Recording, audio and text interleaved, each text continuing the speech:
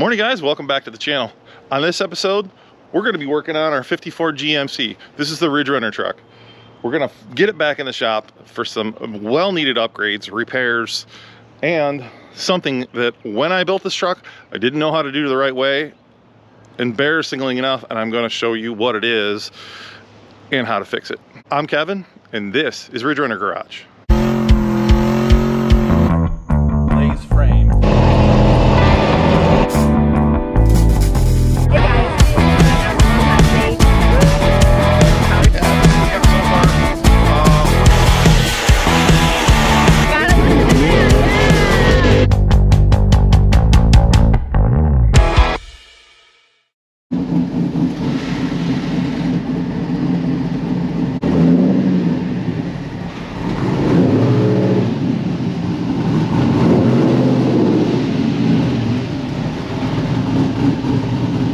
Oh, there she is in the garage, right where it belongs. I hate seeing that thing sit out in the driveway, but you know, if you got other stuff to build, they don't have a lot of room. It is what it is. So what I've got to do to this today. Okay, we had to pause for a second till I get the hood open. When I first built this truck, I had the great idea of turning the headers upside down. The reason I did that, well, if they were to go straight down, they'd run right into the frame and I'd have to come up with something else. This is the only way, well, let me rephrase that. If I was to run these headers the other direction, I would have had to remount the motor and I would have had to cut into the firewall and the floor even more. And well, I didn't really want to do that. So what I did is I had ran the headers upside down. Originally I had stacks coming out of the hood with tractor flaps, and that only seemed like a good idea for a few minutes. So then I had this great idea. I'd buy some 3-inch bends and I'd have it come out, and it would come out of the fender right here, cut a big old 3-inch hole. And that was great until I started driving it. And then it wasn't so great because I couldn't hear anything after I was driving this thing. So now I got some electric cutouts, and you'll see those down in here. You'll see those run to the back. Couldn't find a lot of place for exhaust, so I had a muffler down in here in between the running board bracket and the bottom of the body. Created a ton of heat in the truck. So I finally had somebody custom build an exhaust for the truck. And it goes all the way out to here. And they did a fantastic job, and it sounds great. But I still want those electric cutouts to work. And the reason they don't, you're gonna find this kind of interesting. The battery died. So the battery died, I hit the key, barely turned over, charged it up, went about on my way. Well, the electric cutouts no longer work. The speedometer is way off. I'm driving down the road at 60 miles an hour, says I'm doing 140. The idle air control motor could not get it to program. I know how to do these LS's, and as long as it had idle in the driveway, it didn't matter. It wasn't going to work. So 3 problems from the battery dying. Next thing I got to do, which is probably not going to happen today because I forgot to bring a puller, is I need to change this power steering pump. It whines something terrible. Every time we go to a show, it sounds horrible. So I bought a new power steering pump.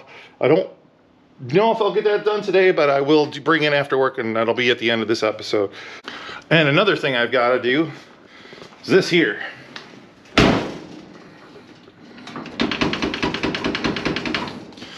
It's like this on both sides. It's been like this on both sides.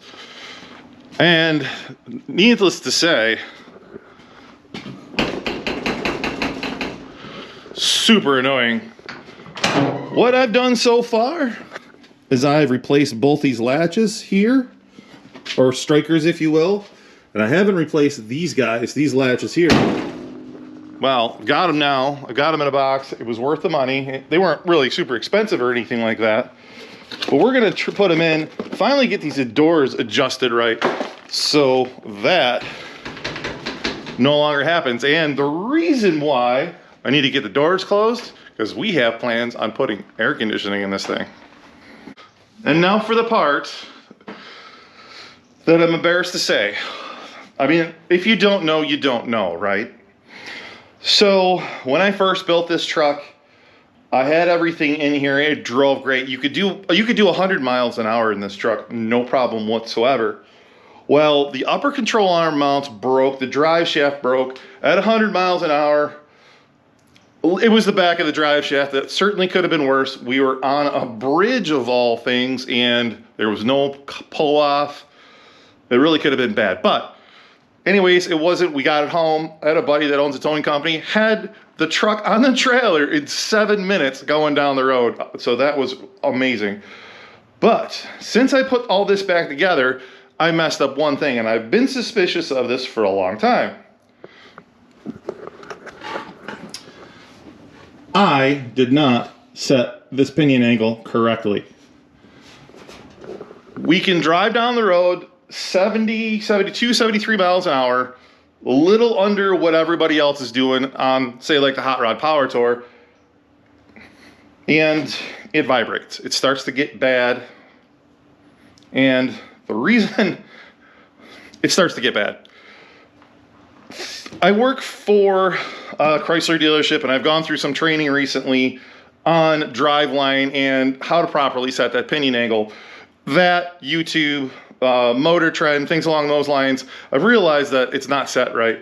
And we're gonna go together, crawl under here and find out where it actually is and what we need to do to set it right. Actually, let me tell you what we're gonna do to set it right. This upper control arm mount right here, the bushings are bad in this thing. And I think, yeah, you can see how loose it is right in there. The bushings are bad here. So I need to change that anyways. So my idea is to cut these tabs off here on both sides, set our pinion angle, and then weld that back in place. That should be easy to do. Let me jack up the truck. I've got a few measurements of where the axle is at the ride height. And let's find out what kind of mistake I made.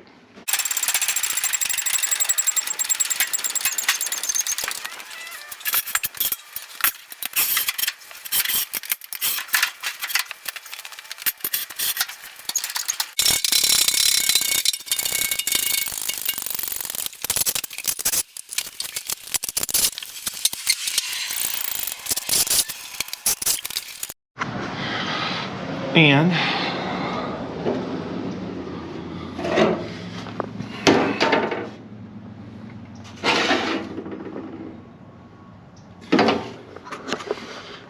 anytime I want to do anything to the truck, it probably goes without saying, but I always make sure it's level on my jack stands when it's in the garage, when I'm working on something.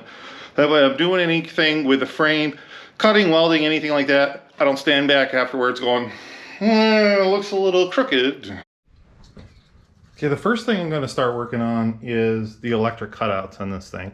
Now, let me show you exactly how these work. So we have, well, it comes with a keypad, open and close. I usually just have this thing hanging off my steering column over here, and it's got a little cigarette lighter. There is a small electrical box up here, and I know it's working. When I hit the buttons, you can actually hear it clicking in here. Now, I thought, you know, it was an eBay part. It can't be very expensive. It's got to be something electrical or something like that. Here's what I found. Now, down here to the valve, let's see if I can get you guys in here, is the electric valve. It runs on a coax cable. And this coax cable is what opens and closes this valve. It's pretty simple. Nothing crazy to it, right? My idea was to probe this and to show you that I did check this with my power probe, and when I open and close it with a fob, it power switches, power each side, and that valve doesn't work. So what I did, I went and bought new valves, and I'm about to plug it in, and we're going to find out if it opens. So let's see what we can do here. All right. So now we're plugged in, and let's see what happens when we hit the key fob. And the valve opens. And the valve closes. And there you go. So both those valves, for some reason, when the battery died, and I don't know, it must have gotten some sort of low voltage jolt. I don't know. But I'm going to get these valves changed. And of course we're going to start it and listen to it. Got the valves changed. And if you listen, I don't know if I can pick it up on camera, but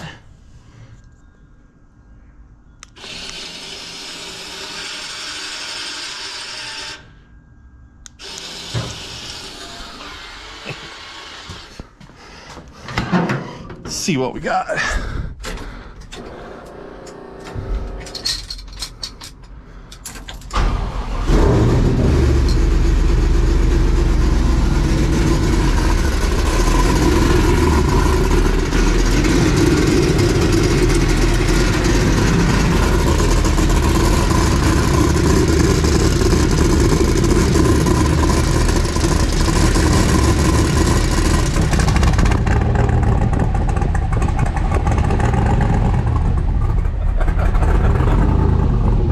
Sounds awesome. It's wired backwards, but who cares?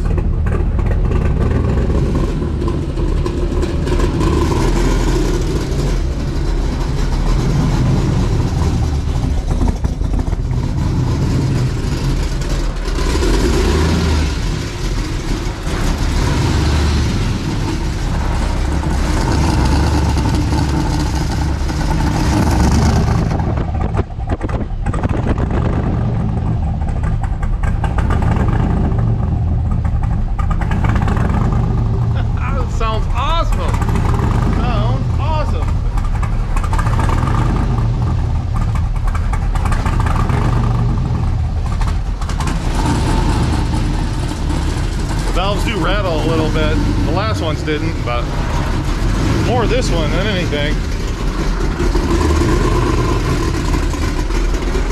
I don't know. Yeah, honestly, they'll probably get a little carbon on them, and these old valve had carbon on the valve right there, so they will probably stop making that little rattle noise eventually, or at least I'm hoping they will.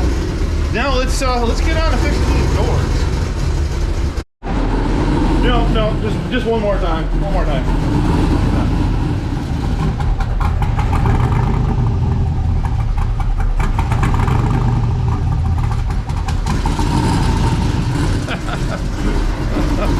Okay. This is the door latch that was originally on the truck, and it hits the striker. It hits this little pin on the striker right here. And what it does is it catches once and then it catches twice, and the door is still really loose. And this is the new one. I mean, it's for a 54 GMC, so I'm assuming it's going to fit. It looks like it will. Looks to be about the same. Oh my God, yeah, look at the difference in this. Look at how much this sticks up compared to what's worn right off here. And that's full lock. And that's full lock on that one. There's quite a bit sticking up there to catch that latch. This is probably gonna help a lot. Well, let's get these Phillips head screws out of here, and hopefully this isn't too hard to take apart. I don't think I've ever done one of this, but we'll figure it out.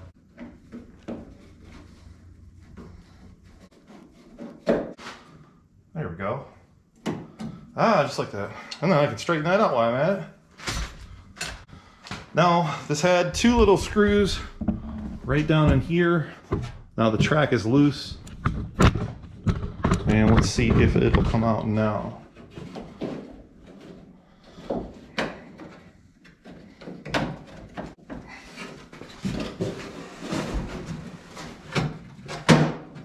Fell to the bottom of the door.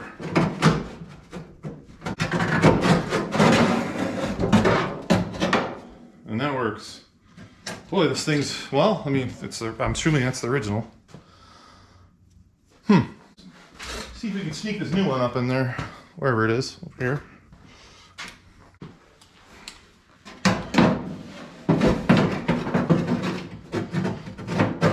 There's probably a better procedure to this, but basically what I did is I loosened the window track up, snuck it up along the bottom of it. If I can get it up far enough. There we go.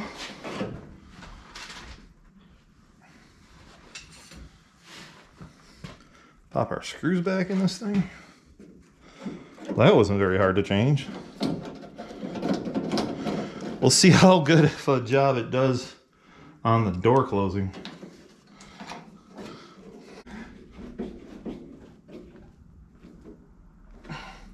I don't know. I guess I just never really gave the initiative or gave it any thought.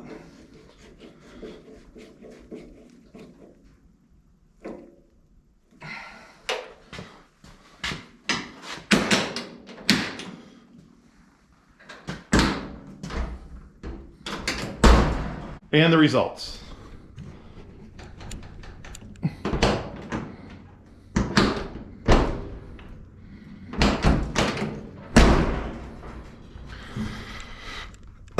It's literally perfect. Watch this. 1, 2. Check that out. So nice and super solid. I'm so excited. Isn't that awesome? Fall out going around the corner. I know. Woo! Just so you know, it was super hard. That's all I've been working on I bet. all day.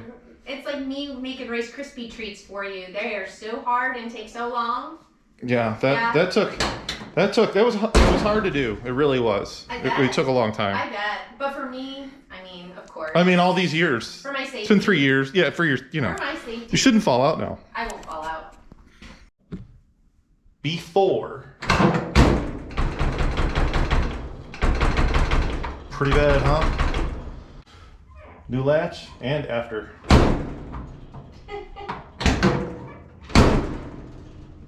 I don't know why I didn't do that a long time ago. All right, well, I gotta admit, I am getting a little suspicious because things are going a little too well today.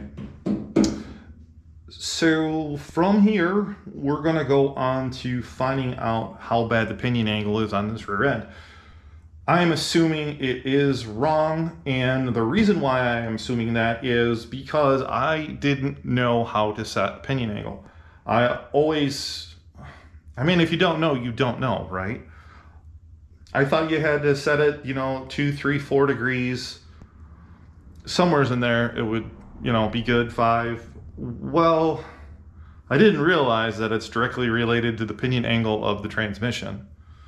So if you have something that's, at 0 degrees and the yoke on the rear end is at, say, 5 degrees, it's going to vibrate. 1 degrees, 0 degrees can only be off by 1 degree from what I understand. So anyway, let's just make sure this thing is in neutral, and we're going to get those bolts out of the transmission and drive shaft.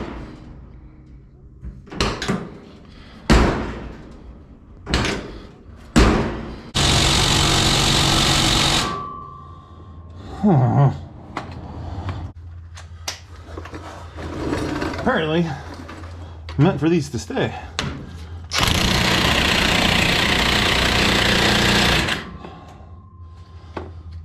Oh, Jesus. I got an idea. Maybe I won't put them in quite so tight.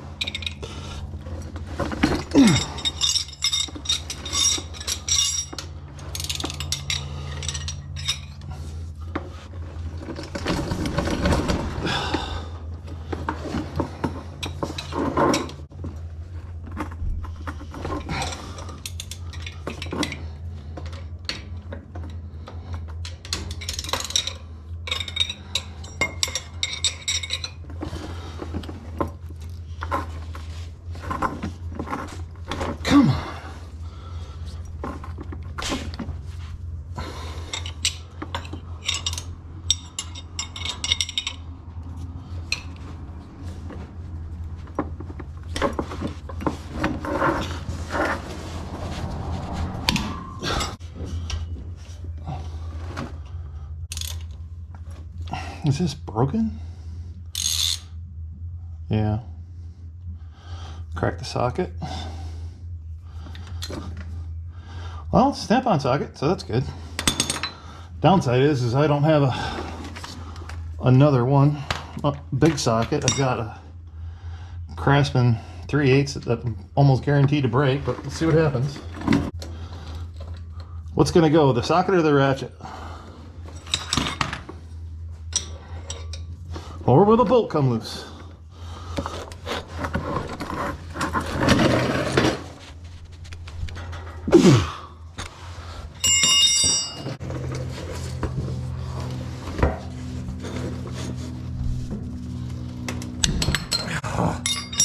As I punch the floor.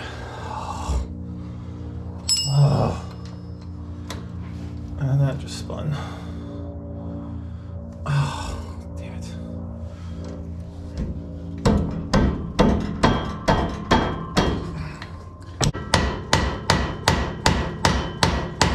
All right, well, change of plans.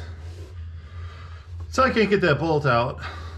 Rather than disable the truck at home, or I know I can get that bolt out at work, no problem, because I have all the right tools there.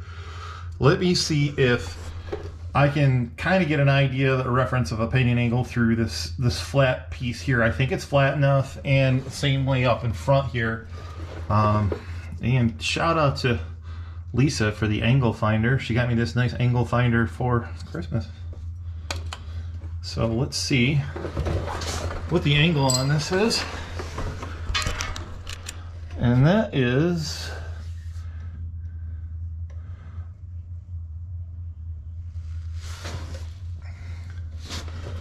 well, it looks like it's 3 degrees.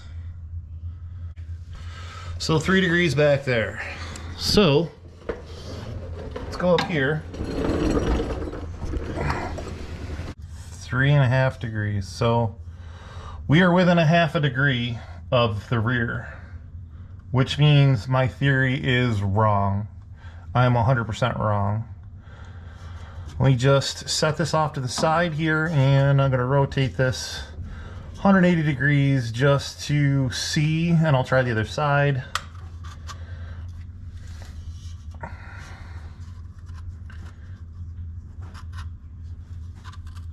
And depending on where you are on it, right, it's 3.5 degrees. So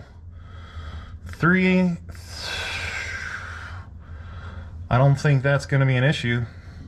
I've suspected the transmission as being the problem, but I kind of thought, I mean, I didn't know how to set this pinion angle the right way. All right, well, we're back under here trying this again. Did anybody catch what I just did? I measured this before when I had it on the ground to set the ride height, and I never put the jack stand back, or the jack back underneath it to set the ride height. So let's try this again. And what a difference.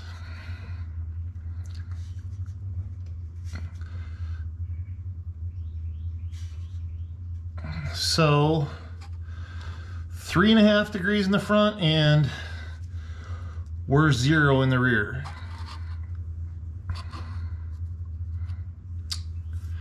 There's our problem. I would have to almost guarantee it. I say like I know for sure, right? Huh. The only way to correct this that I know of is to cut the bolts off up there, or the mount off up there, to get that 3 degrees. So you know how one thing leads to another thing, leads to another thing? We've definitely got a problem with the pinion angle. There's no question about that. There we go. I'm pretty sure it has to be the pinion angle. It's off 3 degrees. So I've been thinking about doing something to the truck, because we do drive it and there's a lot of traffic around here. Before I go cutting, welding that and changing stuff, this is what I did. That is a 4L60E. I'm putting an automatic transmission in that truck. Still gonna keep the same look as the shifter. I'll have to find something so it looks the same, but I'll get that rebuilt. So that won't go in right now, but that's what I'm gonna end up doing, is I'm gonna end up putting an automatic transmission in it, and then I'll fix that or address that pinion angle then. So we'll get that in another video. So the last thing that I have to do is I have to change this power steering pump. Not a big deal. It is the style that you do have to press off while it's on. The vehicle goes through this housing here, so you have to take a tool to press the pulley on and off. And as you would always imagine, one thing leads to another that leads to another, right? So it still has the AC belt on this. I use that for the air ride, and this is the condition of that said belt. So, and the tensioner isn't very good, so more money down the drain there. Also, I had to take the fan out, and the grommets holding the fan are pretty rough. Honestly, I actually take a closer look at this. I looked at the radiator here where the fan bolt holes were loose. And I mean, it looks like it's polished up, but I don't really think it'll leak. I don't know if I'm going to put a radiator in this or not. When we do air conditioning, we'll need to put a condenser in here, and when we do that, obviously I'll have to address it then, but I think it'll probably be just fine for right now. So let's get out the tool, see if we can get this pulley off here, because this power steering pump is toast. I am currently struggling getting this off. Got a pair of pliers holding part of it. It's going, but is it a fight every inch of the way? I can feel it moving. This is gonna be a while.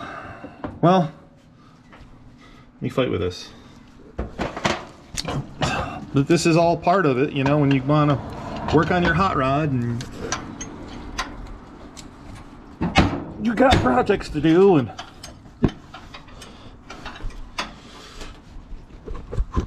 you don't have a lot of space. And by the way, you know what would be cool right now?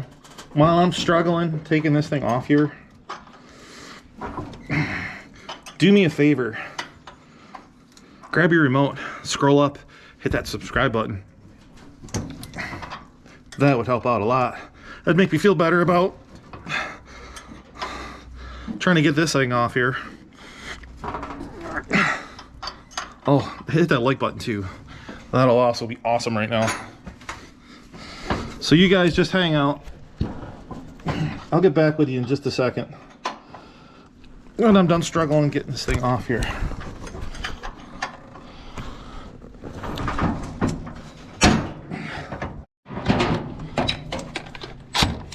All right, well, we got the pulley off.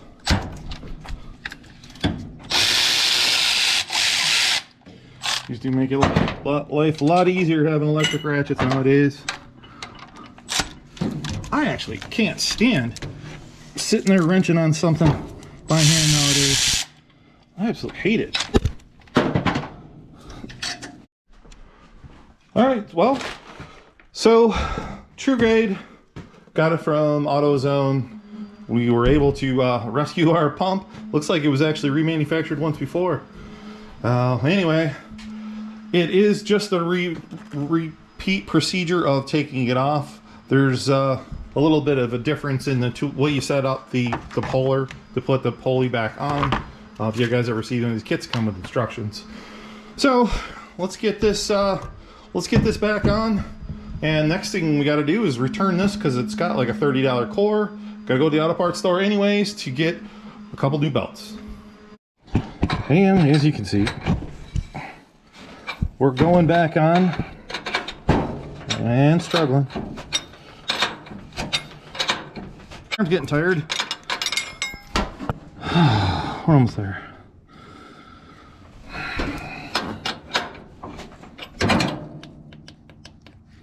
All right, what was I saying? We're to go until the tool bottoms out. Oops, we're there, right there.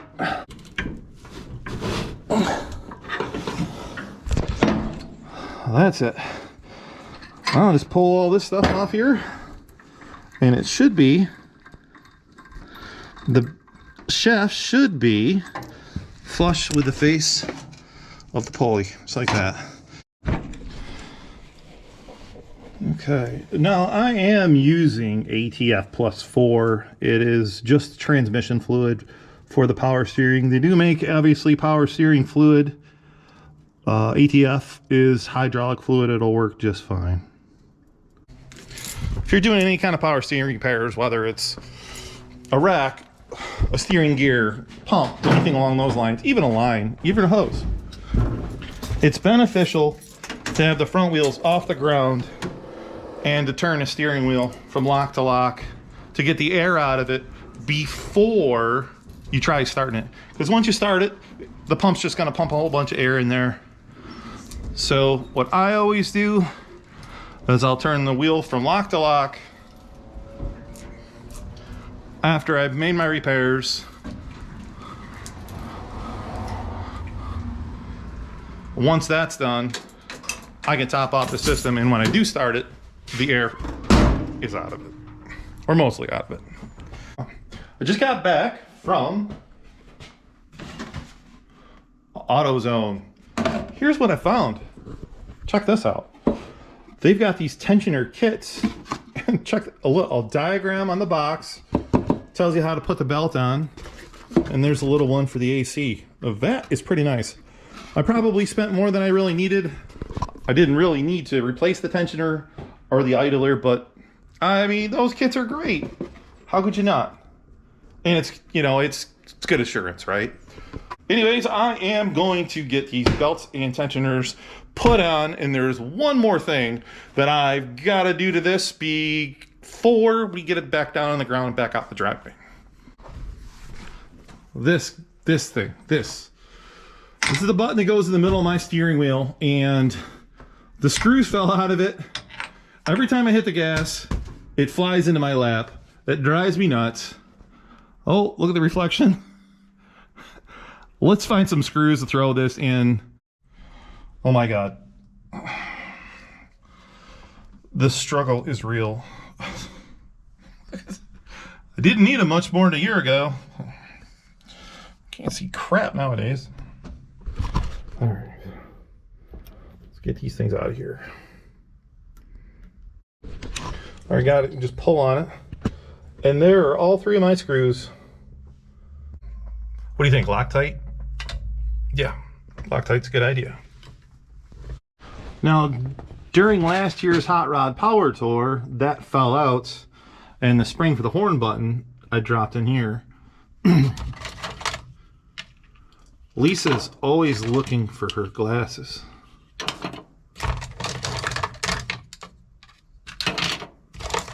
Always looking for glasses. Ah, that might be it. All 1, 2, and 3. All 3 springs right there. Perfect. If you can hear the relay clicking. Oop. This horn button actually sits in there on this this O-ring.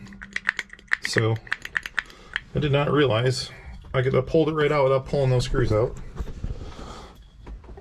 And that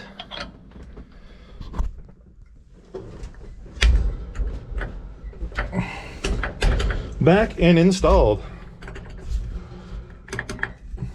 Well, it won't come flying out at me anymore.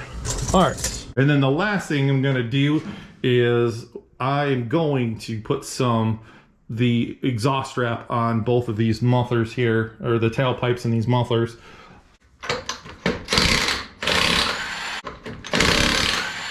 Here I've got my insulation.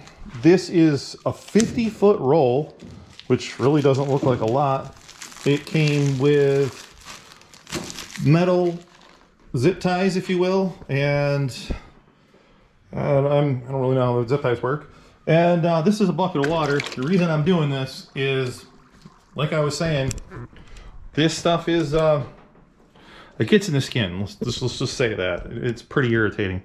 So hopefully this is enough to do both sides. Get it nice and soaking wet. Always works best when it's wet when you put it on. And I'm probably gonna just wrap it right here from where you see it, up and around, and to right around there, just to kind of make this look a little, you know, a little more like it belongs. So here we go.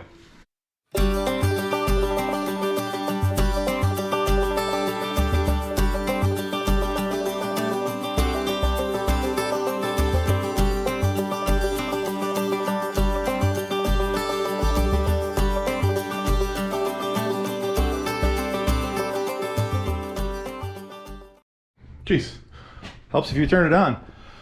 Got that side done. What do you think? It looks pretty good. This side, not quite so much. 50 foot wasn't enough. I figured it wasn't enough, but I only ordered the one roll thinking just in case. I don't know. I should have ordered another roll, whatever.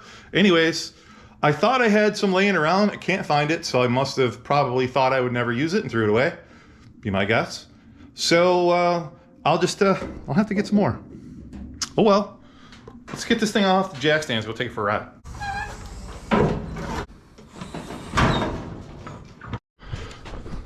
Okay.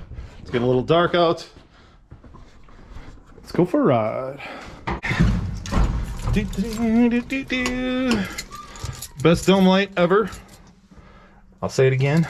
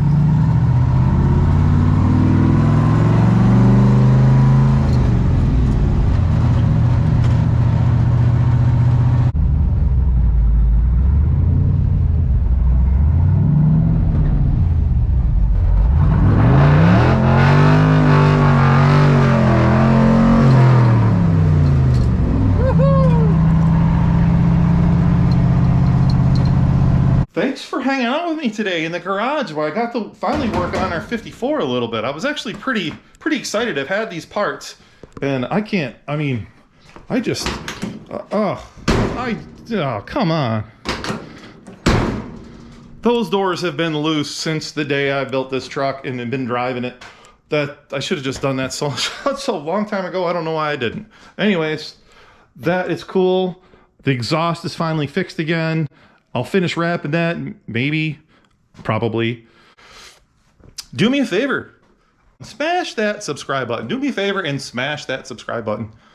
That would be awesome. Hit that like button if you like this video. Thanks for watching. We'll see you on the next episode of Ridge Runner Garage. If you made it this far in the video, I'm going to tell you we bought a 1953 Dodge truck.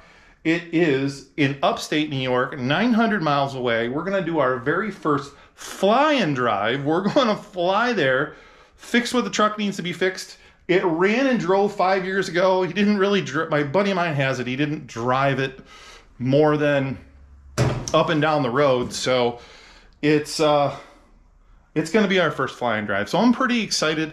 We got to throw a transmission in the truck.